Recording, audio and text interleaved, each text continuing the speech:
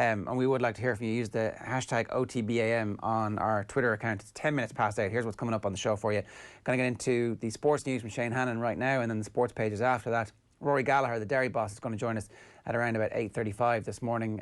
Obviously, very interesting situation in Derry. It's kind of held up as this paradigm of exactly a strong county board dictating to their inter-county manager. What's that like to be the inter-county manager on the other side of that?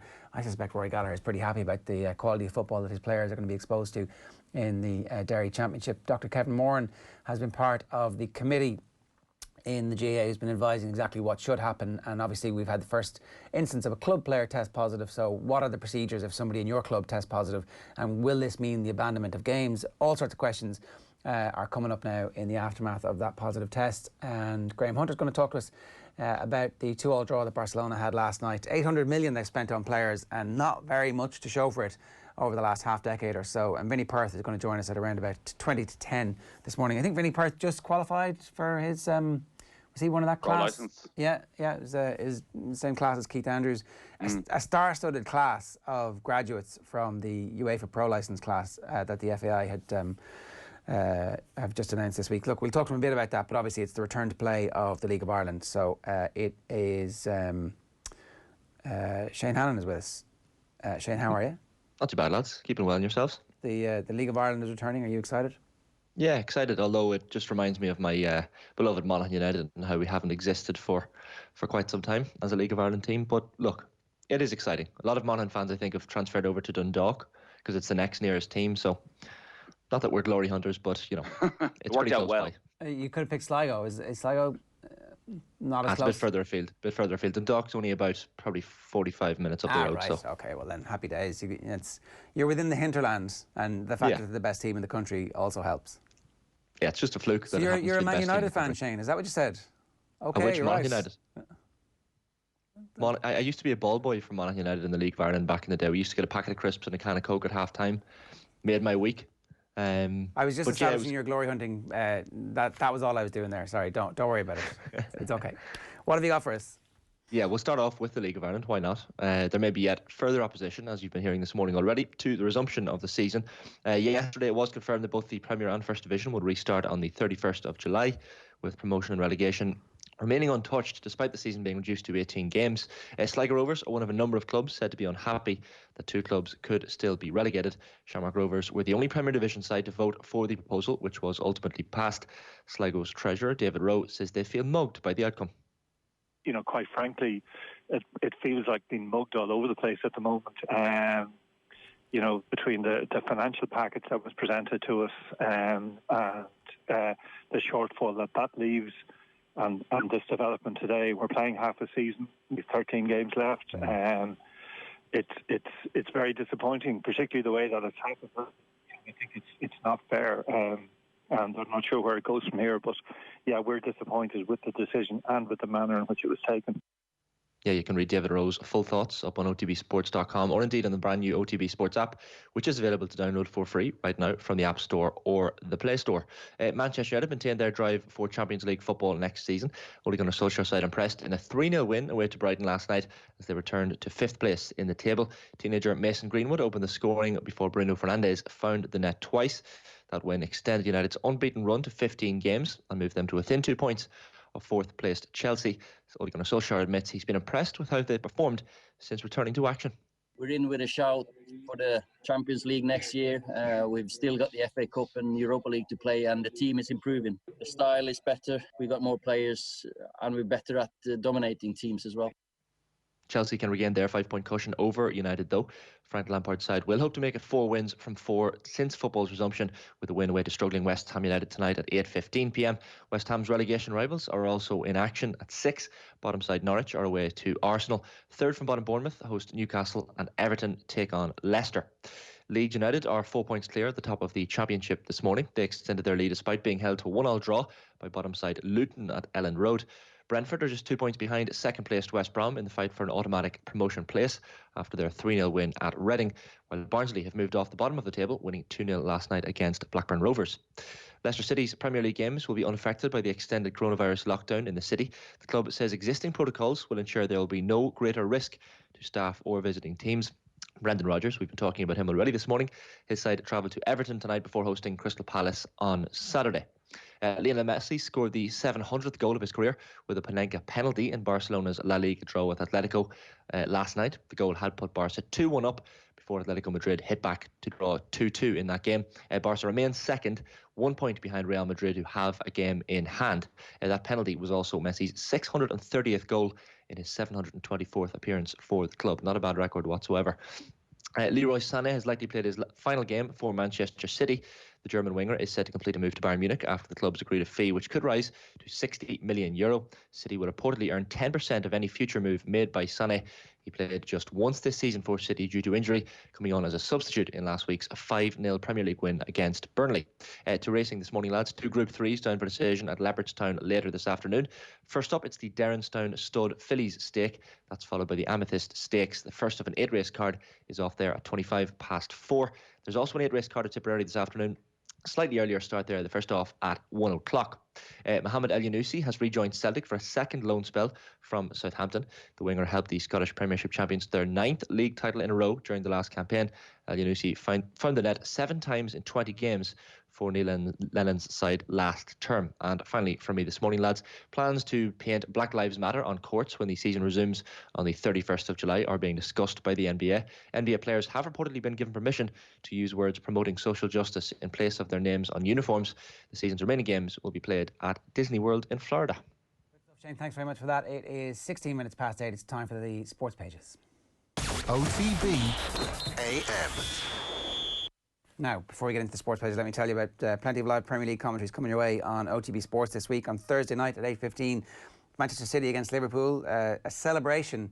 Will Man City have to provide a guard of honour onto the pitch? Yes. And Pep Guardiola has said they will do just that. I mean, it's not that big a deal, is it?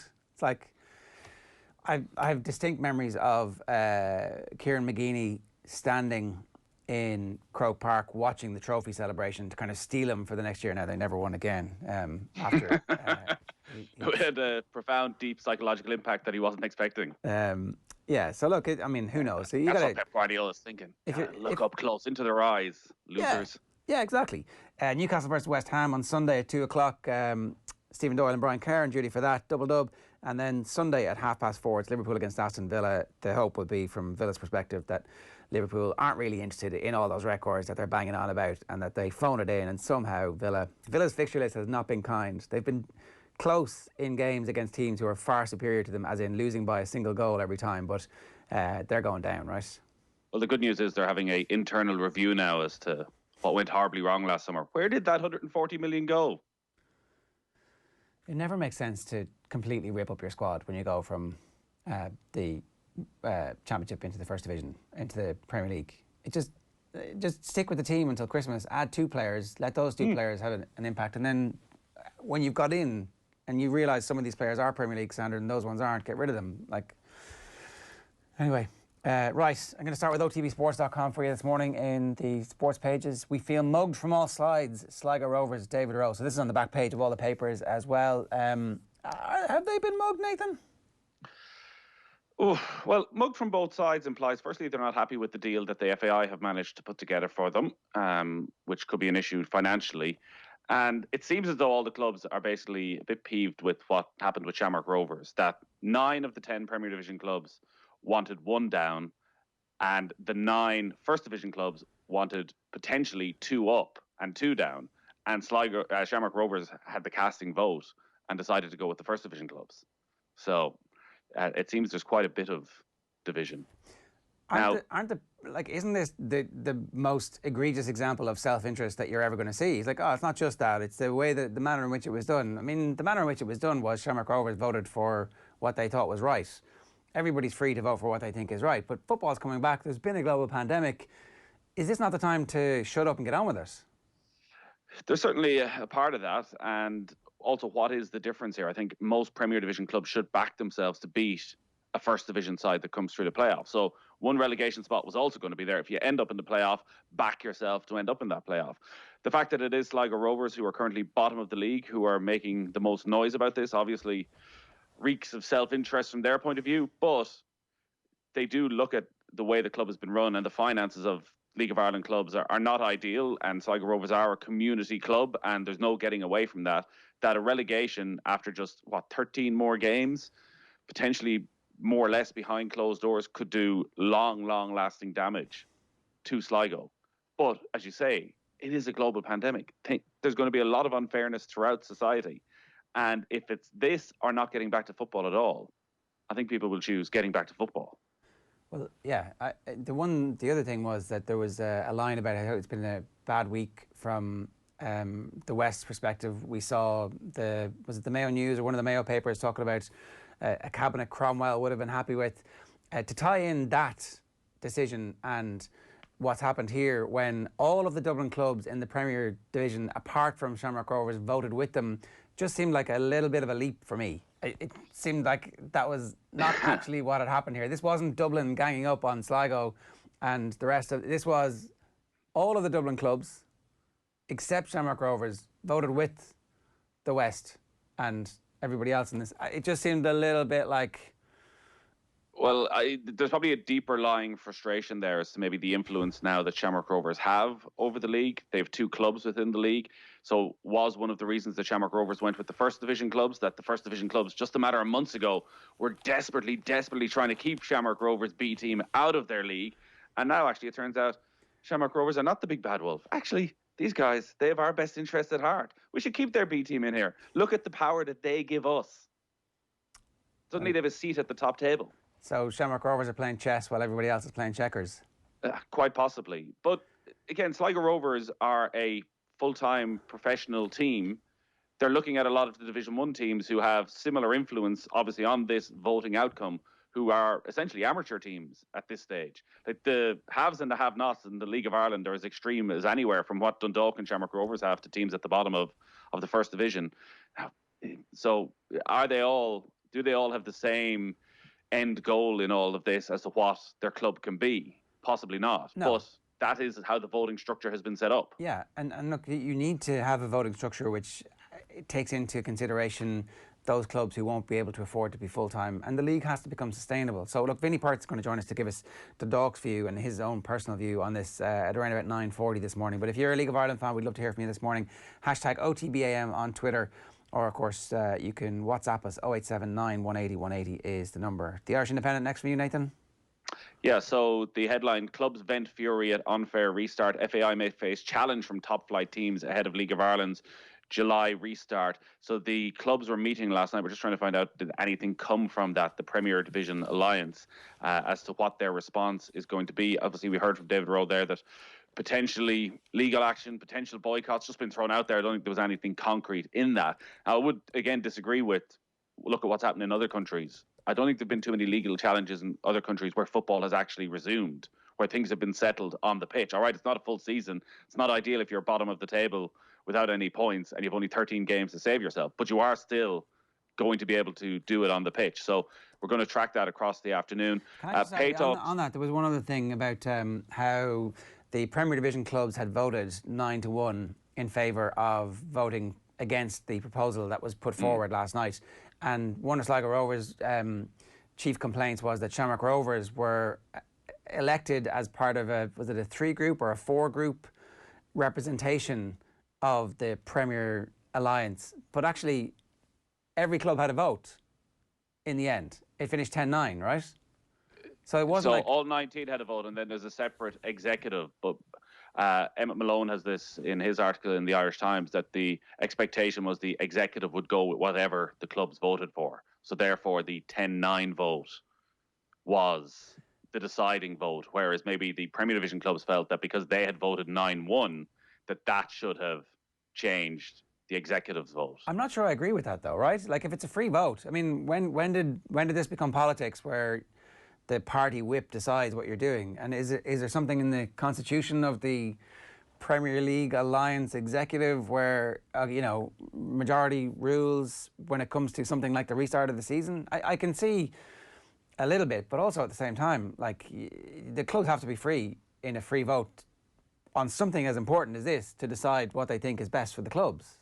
No? Well, look, Sligo Rovers have a very fair point that 9 of the 10 Premier Division teams did feel that just one going down was the way forward. Shamrock Rovers were the only ones who were against this. So there's got to be a strong reason that they felt that for the benefit of the league long term, maybe only having one of those teams go down, in a fairness point of view, in a very much curtailed season, that having just one team go down is fair. Now, there's other arguments that one team going down with the crisis that's going on in Waterford United, without a manager, without players returning, that Waterford will definitely be the team that ends up finishing bottom of the table, and it suits everybody. Then, if they're the only ones to go down and there's no risk to anybody else. So there's any amount of different angles. And it was always going to come down to this. So much of the focus was on the FAI and funds and finances. But it sort of ignored the elephant in the room of actually getting the clubs to agree on something. It's interesting that the PFAI, their view is get back and play. That players need to get back playing and need to get back being paid. Yeah, I mean, look, isn't the right thing to do, get back playing, and if there are crises at individual clubs, deal with those crises, get the FAI, and the government have already said that they will help out sport in this country. There is a fund of money. Now, not very clear how you access that fund, but one of the things might be, our club is about to go wallop, we need some help. Here are the moves that we've made to try and save it. Can you make up some kind of shortfall here? Well, and Sligo Rovers should be top of a list for that if there is money coming towards football, because, as David Rowe said, they are a community club, a very well-run, sustainable club over the last few years, provided we're living in normal times. So the benefits of having a Sligo Rovers in that town are massive. So they should be well able to put a case together to get some funds to get them to the end of the season. The issue they're going to have is, well, what happens if they get relegated and they're coming back March of next year for a full season in the First Division? Like, how long lasting an effect could that have? But they could have been facing that issue if this was a full season in normal times. Yeah. Okay. A couple of other stories there. Pay talks between IRFU and players enter crucial stage. So the IRFU going to meet the Players Union again today as they look to come some sort of an agreement. And Bayern signed Sané in £60 million deal. That's a huge deal from Bayern Munich's point of view to get Leroy Sané. And I've got to say, I think it'll be a major loss to Manchester City. Obviously, he's missed pretty much all of this season through injury, but at his best, he was on a par with Raheem Sterling and what he was doing. So to lose him for €60 million doesn't seem like massive money. No, well, they're trumpeting that they're absolutely delighted with the fee because, you know, I mean, the COVID, and he's only 1 year left of his contract and didn't really fit our thing. And we've got loads of young players coming through anyway, so we'll see if they're as happy down the road. So the Examiner for you, their headlines this morning, with a bit of cop on, club and county can get along, is Kieran Shannon's excellent column this morning, detailing how these two things are actually the same and everybody should stop fighting and bickering and try and work out a calendar that makes sense and some common sense rules around the governance of how, when club players are released to the county, how often county players train meaninglessly, and there's a line at the end, with a bit of leadership this would all be fine, and I think that's the thing that has been missing.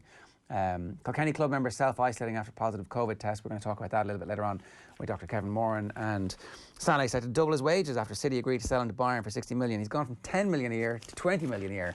Nice work if you can get it.